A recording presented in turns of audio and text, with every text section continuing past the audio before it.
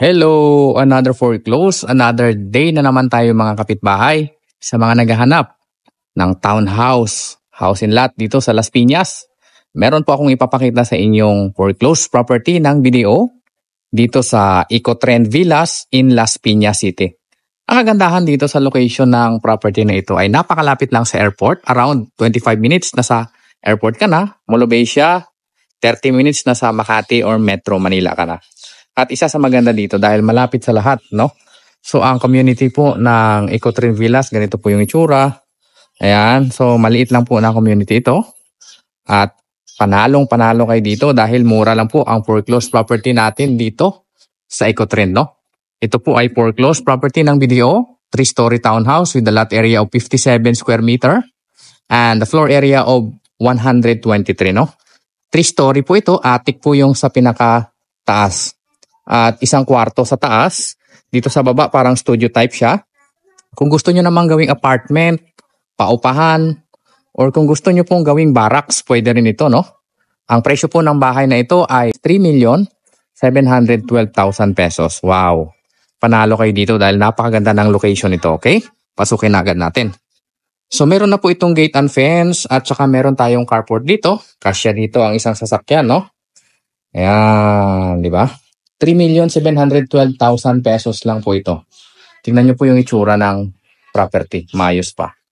Okay? Dito lang ito sa Las Piñas sa may Zapote banda. Ang mga nakakaintindi po ng lugar na to, alam nyo po malapit. So pagpasok natin sa unit, ganito po yung itsura. Disclaimer po, meron po tayong caretaker dito kaya nababantayan yung bahay. Okay? So maluwag po yung ating living area. Wala po akong nakita ang mga kapak na tiles dyan, no? Maganda po yung pagkagawa. Perfect sa inyo to kung gusto nyong malipatan agad yung property. Wala lang tayong tubig at kuryente dito dahil naputulan na, okay? So wala pong kwarto dito sa baba, living area po ito. Meron tayong toilet and bath dito. Sa baba, medyo madilim lang, hindi ko makita ito. Pero pag pinuntahan nyo to, ma-appreciate nyo. Dito po yung toilet and bath, malaki yan. Ito yung magiging kitchen ninyo, no? Sa loob ng bahay. Maluwag ito. Perfect ito kung naghanap kayo ng pang investment, negosyo. Maganda ito. Las Piñas lang, sa Zapote lang ito, no? Malapit na malapit sa airport at Metro Manila.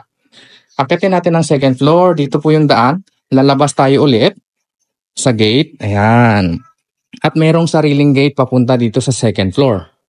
Ayan, dito. So, akitin natin dito sa second floor. Ang kagandahan dito kasi maluwag. Yun nga sabi ko sa inyo, pwede nyo siyang gawing barracks. May negosyo kayo dito na mga massage. Pwede nyo ilagay mga tauhan nyo dito or kung ano mang klaseng negosyo. Pag-akit natin sa second floor, meron ditong terrace. Yan. Diba? So maluwag pa po yan. Yung terrace. Diyan yung attic sa taas. Pasukin natin yung loob. Yan. Ito ay as is where is. Medyo luma na yung bahay. Kayo na yung bahalang magpaganda. Pero panalo kayo dito kasi mura lang ito, 3.7 million. Las Piñas po ang location, okay?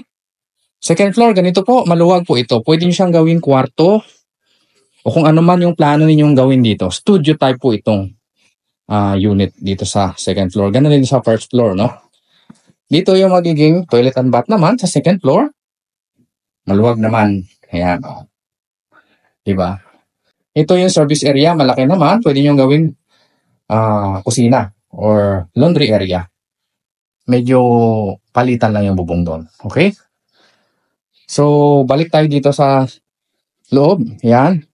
Pwede nyo palitan ng tiles yan pag nabili ninyo.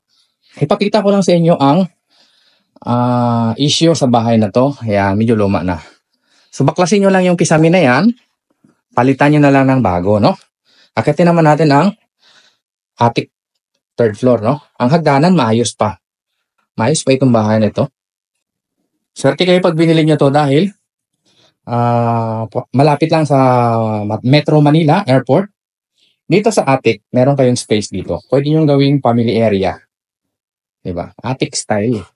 May kwarto dito sa taas. Ito naman yung kwarto. So kung interested po kayo sa property na to, as is where is, investment, paupahan, barracks, pwedeng gawing place ng negosyo ninyo. Las Piñas lang po ito, Ecotrend Villas. Kung gusto niyo mag-inquire sa property na ito, kontakin niyo lang po ako, nasa screen ko lang ang number. Paunahan lang po ang foreclosed property, okay?